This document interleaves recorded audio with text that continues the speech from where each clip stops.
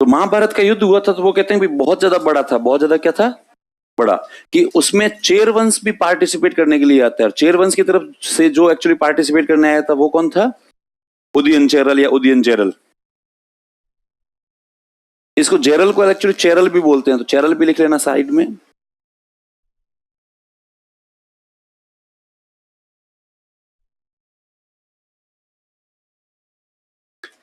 हिंदी में जेरल कहते हैं, वैसे इंग्लिश में इसको बोलते हैं चेरल, उदयन चेरल। तो कहते उदयन चेरल भी यहां पर पार्टिसिपेट करने के लिए आया था। बहुत सारे लोग थे जो अंतिम समय तक प्रयास कर रहे थे युद्ध ना हो, और युद्ध ना हो ये चाहने वाला एक व्यक्ति ये भी था, उदयन चेरल। उदयन चेरल आता है, दोनों पक्षों से मिलता है, दोनों से बात करता है और कहता है युद्ध बहुत बुरी चीज है, लेकिन सारे प्रयास करने के बाद में फाइनल हो जाता है युद्ध तो होगा। तो फिर जब युद्ध होने वाला था तो फिर इसने कहा कि यदि युद्ध होना ही है तो ये युद्ध इतना खतरनाक होगा कि इसमें असंख्य योद्धा मारे जाएंगे। शायद तक हम में से बहुत सारे लोग इसमें क्या हो जाएंगे? मारे जाएंगे। इसलिए जब मरना ही है तो एक भंडारा कर लें पहले, ठीक है? अरे ये मरने वाले हैं, अपन नहीं है, ठीक है? तो इसने कहा जब सब मरने वाले ही हैं तो फिर एक बार सब बैठकर साथ में खाना तो कम से कम क्या है, खा ही लेते हैं। इसलिए ये कहता है कि मैं करवाता हूँ आयोजन। इस बात पर इसने एक शानदार भोज का आमंत्रण और जो वो आयोजित करवाया और दोनों पक्षों के लोगों को बुलाया और दोनों को ही खाना इसने क्या किया था? खिलवाया था। अच्छा, महाभारत का युद्ध हुआ था तो उसमें कहते हैं इतने लाखों लोगों के लिए खाना किसने बनाया था? हलवाई ने। तो लिखो हलवाई का नाम नीचे स्टार बनाकर, इसका कोई इससे लेना देना नहीं है, मिसलिनियस में लिखें।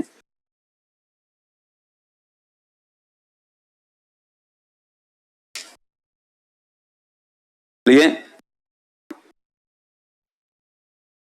महाभारत के युद्ध में Udupi, king of Udupi cooked for 18 days in battle of Mahabharata या कुरुक्षेत्र वॉर में 18 दिन के लिए क्या बनाया था? अभी वाक्य में किंग ऑफ उडुपी कौन है उसके बारे में कोई स्पष्ट जानकारी नहीं मिलती, नाम मेंशन नहीं है। मतलब वेद व्यास जी के द्वारा महाभारत में इतना ही लिखा हुआ मिलता है उडुपी के राजा ने। तो कुछ लोग कहते हैं शायद वो उदयन चेरल ही था, कुछ लोग कहते हैं उदयन चेरल नहीं था, कोई और था। इसलिए आप साउथ इंडिया के रेस्टोरेंट आप बहुत सारे देखोगे उडुपी के नाम पे होते हैं। किसके नाम पे होते हैं? उडुपी के नाम पे, क्योंकि ये आज तक का पूरे मतलब वर्ल्ड का सबसे बड़ा फूड जो है ना मैनेजमेंट माना गया है कि इतने 40-50 लाख लोगों के लिए रोज खाना बनाना, ये अपने आप में एक प्रकार का युद्ध था। ये अपने आप में एक प्रकार क्या था? युद्ध था। अपने घर पे शादी होती है, अपन 1000-2000 लोगों को खाना बनाते हैं तो उसमें हालतें खराब हो जाती है। उसमें हालतें क्या हो जाती है? कभी कोई कम होता है, कभी कोई ज्यादा होता है, ठीक है? यहाँ पे भंडारा होता है, भंडारे में इतने हजारों लोगों को खाना बनता है तो उसमें ही हालते हैं। जो लोग काम करते हैं उनको पता है कितनी तकलीफें होती है, ठीक है? हैं? क्या हुआ?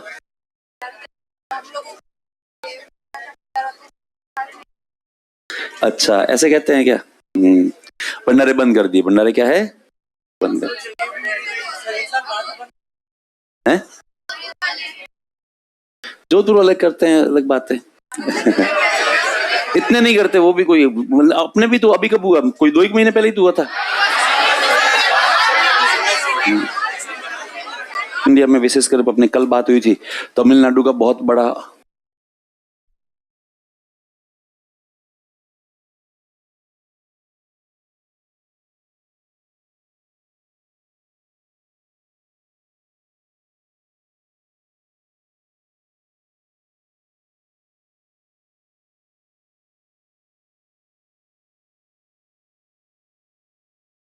Kannagi speech at Pandian court 10 minute की है, बहुत ज्यादा है।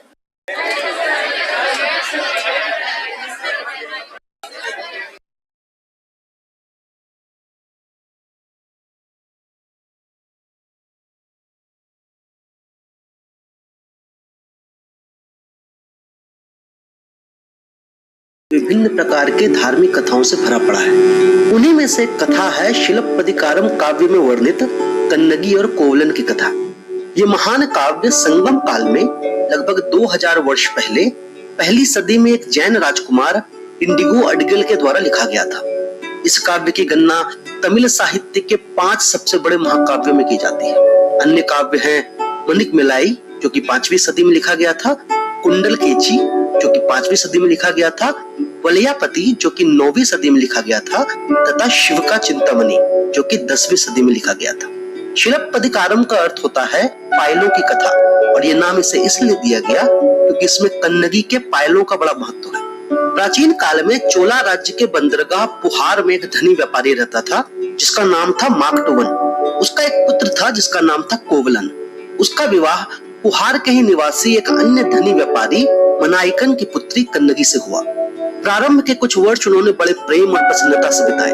एक बार कोवलन पुहार की विख्यात नर्तकी माधवी का नृत्य देखने के लिए गया और उसके सौंदर्य पर मुग्ध हो गया। उसने माधवी के लिए 1 सहस्त्र स्वर्ण मुद्राओं का शुल्क चुकाया और उसके साथ सुख से रहने लगा।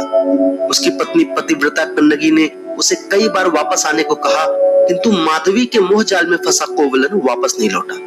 3 वर्ष तक कोवलन माधवी के साथ भोग विलास में लिप्त रहा, और जब उसका समस्त धन वैभव समाप्त हो गया तब उसे अपनी गलती का एहसास हुआ और वो माधवी को त्याग कर वापस कन्नगी के पास लौट आया।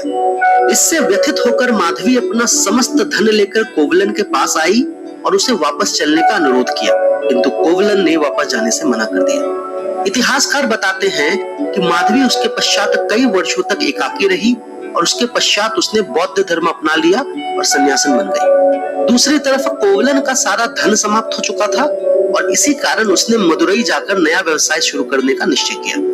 अपनी भार्या कन्नगी को लेकर वो मदुरई की ओर चल पड़ा। देखो ताकि बहुत बड़ा है, हैं?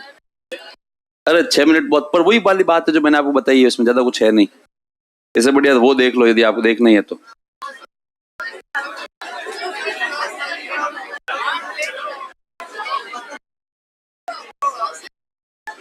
प्लेटफॉर्म वेब सीरीज, ये बहुत छोटा है, 2 मिनट का है। Hay 3 clases de personas, los de arriba, los de abajo, los que caen.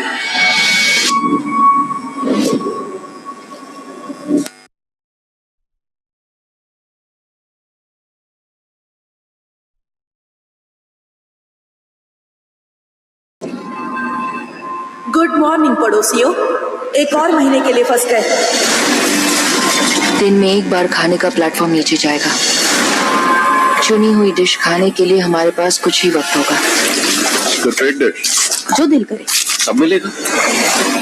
सिर्फ अपना खाना खाने के इस कानून को हम लोगों ने बनाया है, लेकिन इसका अपवाद गद्दारी का बहाना है। जितना हम ऊपर होते हैं उतनी जिम्मेदारी बढ़ जाती है। कुछ समझी?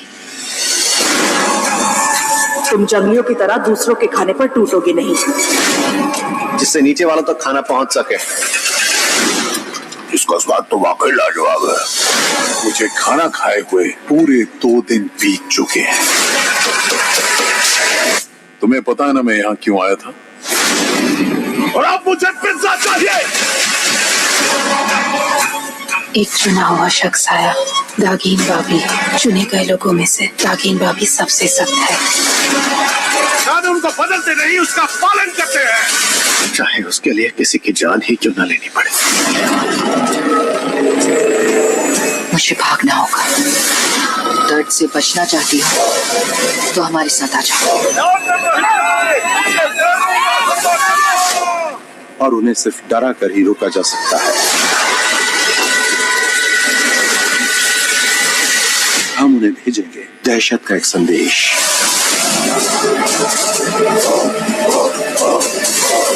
हमें नीचे उतरना होगा।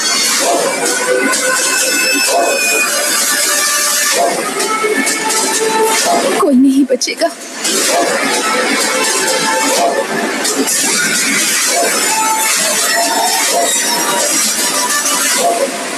हम सब खुद अपनी ही कैद में जीते आ रहे हैं और उससे निकल पाना नामुमकिन है।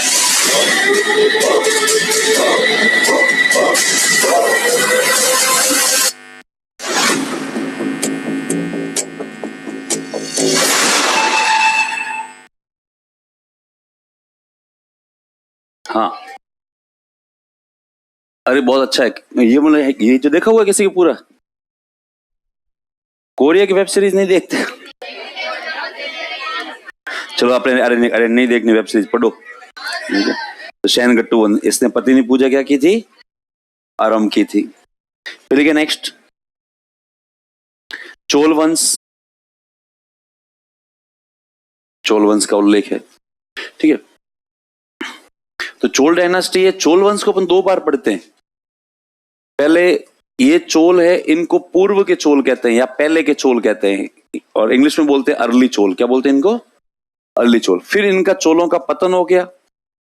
पतन होने के बाद में ये बिल्कुल साधारण लोगों की तरह रहने लगे।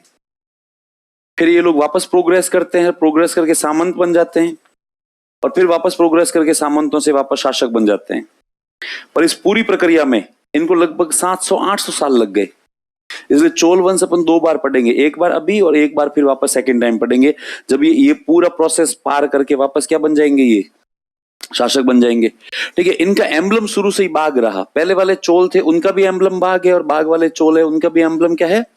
बाघ है। वापस एक रेफरेंस दूंगा, आप लोग कहोगे वो ट्रेलर दिखा दो, मैं दिखाऊंगा नहीं। एक फिल्म आई थी PS फर्स्ट और PS सेकंड, है ना, विक्रम वाली। वो चोल जो बाद के हैं उनके हैं। वो फिल्म बहुत ज्यादा अच्छी थी, लेकिन बहुत सारे लोगों को समझ में नहीं आई। समझ में इसलिए नहीं आई क्योंकि उसमें अलग अलग पार्टियां हैं, दो पक्ष लड़ रहे हैं, और जितने में एक पक्ष साइड से भागा भागा आ रहा है, वो भी युद्ध में इन्वॉल्व हो रहा है। लोगों का प्रश्न ये था, ये कौन है, ये कौन है, और वो वाकई समझ में नहीं आ रहा था लोगों को, यार कौन किस साइड से लड़ रहा है। और ये और एक ग्रुप इस साइड से आ रहा है, वो मतलब है ना, वो भी वॉर में इन्वॉल्व हो रहा है, और कोई कुछ बता नहीं रहा है। एक्चुअली उस पूरी फिल्म में कमी यही थी, उन लोगों ने एक्सप्लेन नहीं किया। उन लोगों ने केवल फ्लैग दिखाए, केवल झंडे दिखाए कि एक आर्मी आ रही है और आर्मी के हाथ में अपने बैनर लिए हुए हैं, और वो बैनर उसी को ही पता है जिसने हिस्ट्री पढ़ रखी है। यदि बैनर के ऊपर बाघ है, इसका मतलब वो चोल है। बैनर के ऊपर यदि धनुष है, इसका मतलब वो चेर है। ठीक है, तो ये इस प्रकार। उसके ऊपर यदि फिश है तो वो पांडे है। तो उसमें वो दिखाया वही गया, एक और पार्टी आ रही है और वो फटाक से उसमें इन्वॉल्व हो रही है। अब उसमें बताया नहीं गया कौन है, कैसे है, जबकि वो एक्चुअली भी जो भी झंडे लेके आ रहे थे उसके ऊपर मछली थी, कार्प थे। इसका मतलब वो पांडे आर्मी है। कौन सी आर्मी है वो? पांडे आर्मी। तो वही एक कमी रह गई थी, क्योंकि मैं भी वो फिल्म देखने गया था। मैं भी मेरे किसी ऐसे दोस्त के साथ में गया था जिसका हिस्ट्री से कोई लेना देना नहीं है। वो भी बार बार मेरे को बीच बीच में, अरे यार ये और कौन आगे, ये क्यों आगे। तो वो एक्चुअली एक प्रॉब्लम थी। तो ये भी फिल्म अच्छी थी, जितना अच्छा परफॉर्म करना चाहिए था उतना कर नहीं पाई, जितना अच्छा कलेक्शन होना चाहिए था उतना हो नहीं पाया था। तो खैर, इसके अंदर सबसे मेन शासक है वो है करिकालन। वो कौन है? करिकालन। और करिकालन का मतलब होता है जले हुए पैरों वाला। इसका मतलब जब ये छोटा था तब इसको कॉन्स्पिरेसी के तहत जेल में डाल दिया गया था, और फिर कुछ लोग इसके फैमिली मेंबर प्लानिंग करते हैं इसको जेल में मार दो। फिर यार जेल में मार दिया तो कहीं जनता विरोध करेगी, है ना, विद्रोह करेगी, तो इसको जेल में मार दो, पर इस तरीके से मारो कि वो दुर्घटना, एक्सीडेंट लगना चाहिए। तो वो कैसे? तो इसको मतलब है ना, लकड़ी की बनी हुई जेल में डालो और फिर उसमें आग लगा दो। फिर अपन पब्लिक को कह देंगे कि साहब जेल में आग लग गई थी और करिकालन जो है वो जल कर क्या है, मर गया। लोगों को है ना संदेह होगा, पर होगा तो होगा, क्या फर्क पड़ता है। इसलिए इसको जेल में डालकर उसमें आग लगा दी गई, पर ये फिर भी जेल से जैसे तैसे करके बच के भाग जाता है। अब ये बच के भाग तो गया था, लेकिन तब तक इसके पैर बहुत बुरे तरीके से जल गए थे, बहुत ज्यादा। और फिर इसे कुछ लोग, इसके शुभचिंतक थे, उन्होंने इसको गायब कर दिया, और ये कई सालों तक गायब रहा। तब सब लोगों में मैसेज यही था कि प्रिंस जिंदा है और वो कुछ समय बाद में वापस आएगा। तो फिर लोगों ने कहा उसको पहचानेंगे कैसे? तो कहा वो करिकालन है। क्या है वो? करिकाल। उसके पैर पूरे जले हुए हैं, इसलिए जब ये वापस आता है तब इसका नाम ही पड़ गया था करिकाल या करिकालन। चोल इसको बहुत ही अच्छा नाम मानते हैं। दक्षिण भारत के अंदर आज भी करिकाल बहुत ही अच्छा नाम है। करिकाल का शाब्दिक अर्थ है जले हुए पैरों वाला। फिर लेकिन इसने कावेरी नदी पर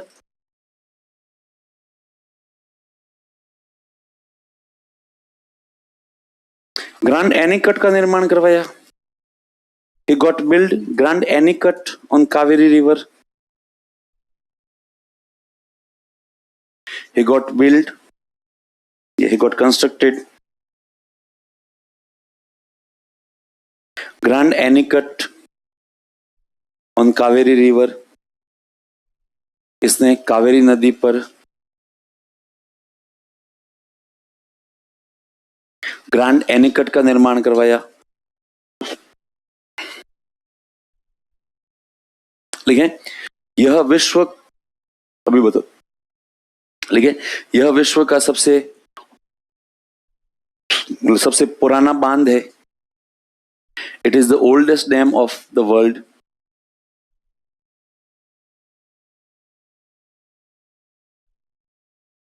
या सबसे, तो ये इंडिया का तो ओल्डेस्ट डैम है ही, इसको वर्ल्ड का भी सबसे ओल्डेस्ट डैम माना गया है. और ये अभी तक फंक्शन कर रहा है. अभी तक क्या कर रहा है? ये फंक्शन कर रहा है, बहुत अच्छे से चल रहा है.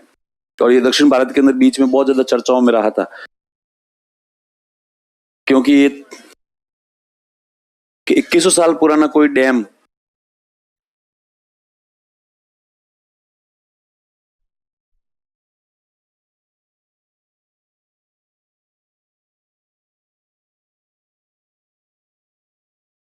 ये वो ग्रांड एनीकट है.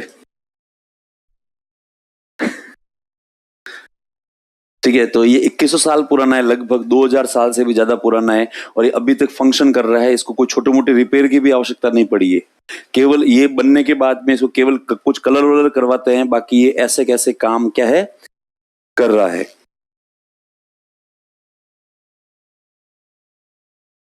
लेकिन इसे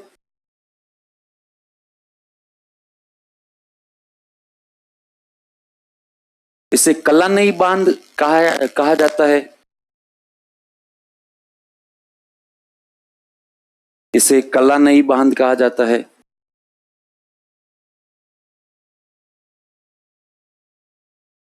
इसे कलानई बांध कहा जाता है.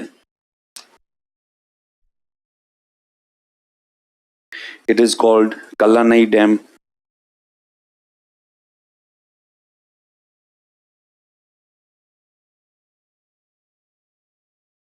इसे कलानई बांध कहा.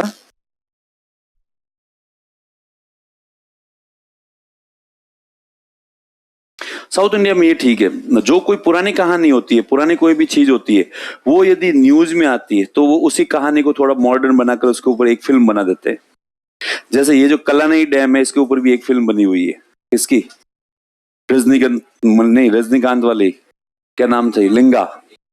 ठीक है, हाँ, इसी के ऊपर बने. क्योंकि ये वाकई में वहां पे ओरिजिनल ये न्यूज में था. ये डैम न्यूज में इसलिए था कि वहां पर विपक्ष में बैठे हुए कुछ लोगों ने मुद्दा हुई, मतलब पता नहीं पक्ष में या विपक्ष से कुछ नेता थे, उन्होंने कहा कि कलानई डैम बहुत पुराना है.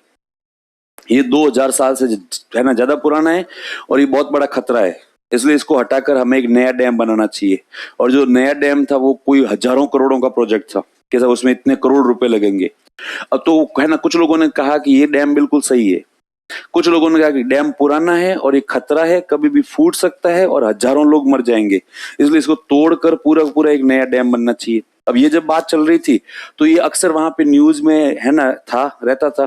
तो फिर किसी ने एक जो है ना प्रपोजल दिया कि क्यों नहीं एक इंजीनियर्स की टीम का गठन किया जाए, वो जाके इसका सर्वे करे और सर्वे करके रिपोर्ट कर दे कि ये वाकई में अच्छा है या फिर कमजोर हो चुका है. इंजीनियर्स की टीम गई, उसमें लकीली उनका जो चीफ इंजीनियर था वो बहुत ईमानदार था.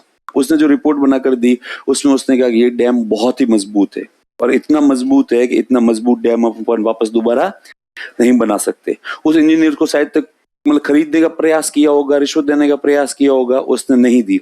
तब उसका इंजीनियर की डेथ हो गई, मार दिया उसको, है ना, उसका मर्डर हो गया अलग सर्कमस्टांसेस में. लेकिन मर्डर होने से पहले उसने क्या किया था, उसने जो एक्चुअली रिपोर्ट बनवाई थी इस डैम की, वो कोई पेन ड्राइव में था उसके, उसने मरने से पहले वो पेन ड्राइव कहीं पर छुपा दिया था, फेंक दिया था. तो अब इसके मर्डर के बाद में इन्वेस्टिगेशन टीम बैठी, तब ये थी कि इसने जो सर्वे किया है उसकी रिपोर्ट कहाँ है. तब कुछ लोगों ने कहा इसने सर्वे किया था, इसने कहा था कि ये डैम बिल्कुल फिट है, अच्छा है. कुछ लोग जो एक्चुअली चाहते थे कि इस डैम को तोड़ा जाए, उन्होंने कहा कि नहीं ऐसी कोई रिपोर्ट थी भी नहीं और वो तो कोई मर्डर वर्डर नहीं है, वो तो ऐसे ही मर गया, एक्सीडेंटली मर गया है. और हम एक काम करते हैं, एक नई टीम बनाते हैं, इसका वापस सर्वे करवाते हैं, फिर इसको हटा के नया ही बनवाते हैं. तब कुछ लोगों ने कहा कि भाई तुम जिस हिसाब से कह रहे हो ना, नई टीम बनाते हैं, सर्वे करवाते हैं, हटाते हैं, नया ही क्या करते हैं, बनवाते हैं, इसका मतलब तुम्हारा इंटेंशन इसको हटाना ही है. इसलिए इस बार तुम लोग इंजीनियर्स ऐसे ही लाओगे जो ये देंगे रिपोर्ट के अंदर. इसलिए क्यों ना पुराना वाला पेन ड्राइव ढूंढा जाए. फिर लंबे चौड़े स्ट्रगल करके फाइनली पुलिस को पुराना वाला पेन ड्राइव क्या हो गया, मिल गया.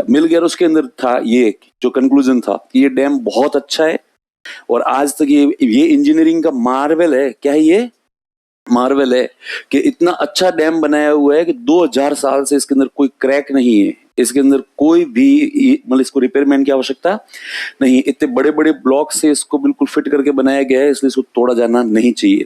उसी के साथ ये खैर मुद्दा खत्म हो गया था। अब ये चूंकि वहां न्यूज़ों में बहुत ज्यादा रहा था, इसलिए किसी के दिमाग में आया और उन्होंने हाथों हाथ इसके ऊपर एक फिल्म बनाती थी, उसका नाम क्या था, लिंगा। उसको थोड़ा आधुनिक जमाने के हिसाब से बनाया। उसमें ऐसा बनाया गया कि एक कलेक्टर है जो अपना खुद का पैसा देके डैम बनवाता है। उसके बाद में कुछ लोग हैं जो इस डैम को तोड़कर एक नया डैम बनवाने का क्या करते हैं, प्रयास करते हैं, और उसमें वही पॉलिटिकल इश्यू है और लास्ट में वही वाला दिखाया गया। तो ये कलर नहीं डैम है, तो इसको प्राचीन भारत का एक प्रकार का मार्वल टाइप से माना गया है। फिर लिखें आगे नेक्स्ट, लिखें पांड्य वंश।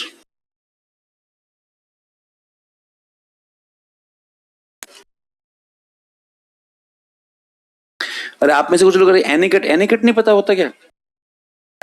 खेतों में पानी रोकने के लिए छोटे छोटे एनीकट बनाते हैं। क्या बनाते हैं अपन?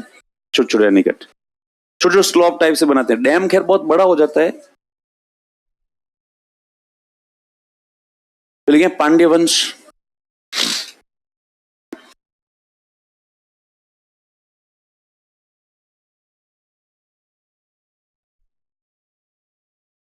हाँ सर, प्राचीन भारतीय इतिहास के अध्ययन के लिए साहित्यिक स्रोत का परिचय दीजिए। देखिए साहित्यिक स्रोत को ऊपर 3 भागों में बांट देते हैं।